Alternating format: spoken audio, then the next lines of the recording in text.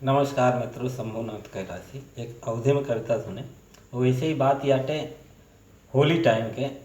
एक बार हम सब जात रहे थे, बुआ लागत रही, दुकान खोले जात रही तो कुछ होली के फाग के आग लगी रही। कुछ लौंडे रहे अपन भांग भूंग खाए रहे, तो हम कुछ बोले तो पे हम अवधि में एक कविता लिखे, आप सुने।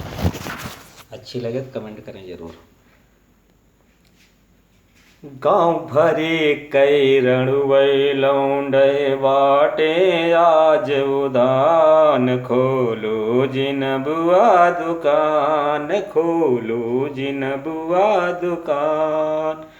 केहू पकड़ के गठरी भागे, केहू केहू मारे धक्का, केहू पकड़ के नीचे खींचे जाम होए जाए चक्का।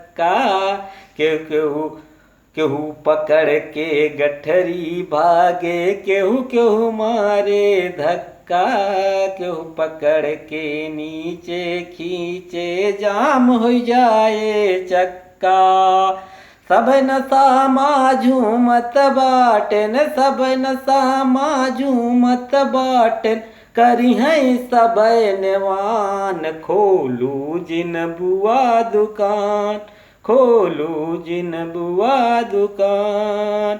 हुआ जाय के हल्ला बोलेन, खींच के भागेन धोती, कयू जने नारी माँ गिर गए, खुल गए कयू लंगोटी।